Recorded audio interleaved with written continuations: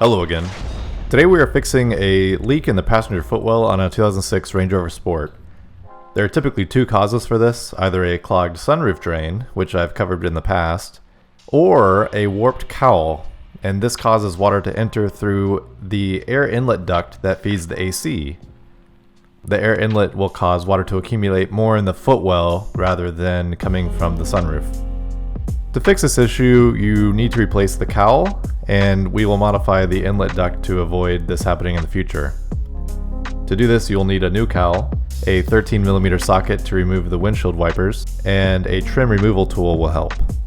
Alright, let's get started. First, we'll pop the hood, and this will let you access the cowl. Now we need to remove both windshield wipers. This might be a little difficult because they become jammed after a while. Take your 13mm socket and undo the nut on the windshield wipers. Then, in theory, all you have to do is pull them off. But they're usually a little bit stuck on here, so you might have to wiggle them a little bit and apply some pressure. Honestly, they're usually a little bit difficult. They do sell a special tool for this if you'd like to purchase that. Here's a closer view of how they attach. You can kind of tell how the bolt bolts them onto these ridges and that prevents them from spinning. Once you remove both of them, just remove the weather stripping from the engine bay, and now you should be able to just pull the old cowl off. It's just held on by clips.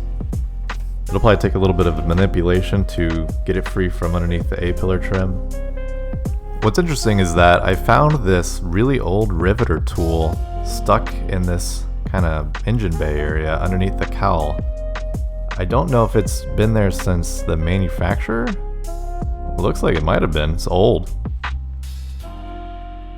If you manufactured Range Rovers back in the day, let me know. Now that we have the cowl gone, you can really see how the leak happens. What I'm going to do is I'm going to take Gorilla waterproof patch and seal tape. This is the 4-inch one. And I'm going to basically make a shelf here. And this tape is pretty stretchy and it's really sticky, so it should last a fairly long time. And I think this, coupled with kind of changing the angle of the windshield wipers to be less flat, will help the water avoid the AC duct in the future. Alright, now you can take your new cowl and start placing it. You'll notice that the clips are all new and in place, and these will clip into the body. So just slide it in where the old one was. The only difficult part here will be manipulating it underneath the A-pillar trims. I would not remove the entire A-pillar trim because you're probably going to end up breaking all the clips or breaking the A-pillar trim. So what you can do instead is just remove the bottom, maybe third, and slide the new cowl underneath. Alright, and once you have that in place and all clipped in, just reattach the engine bay weather stripping all around the engine bay. Now you can admire your work. Everything should look good and should be clipped in.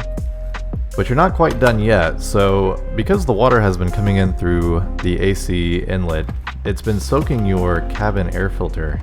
So before you're done, you should probably replace this cabin air filter. Behind the glove box is the air filter. I already opened it up, but you can see that there's tons of water and it's getting probably moldy at this point. So I'm drying out the whole area with a fan. Once it's a little bit drier, I will implant the new air filter just like this, and then you can reattach the cover. And that's it. As usual, if you have any questions, please leave a comment. I make Range Rover Sport and LR3 repair videos as issues pop up.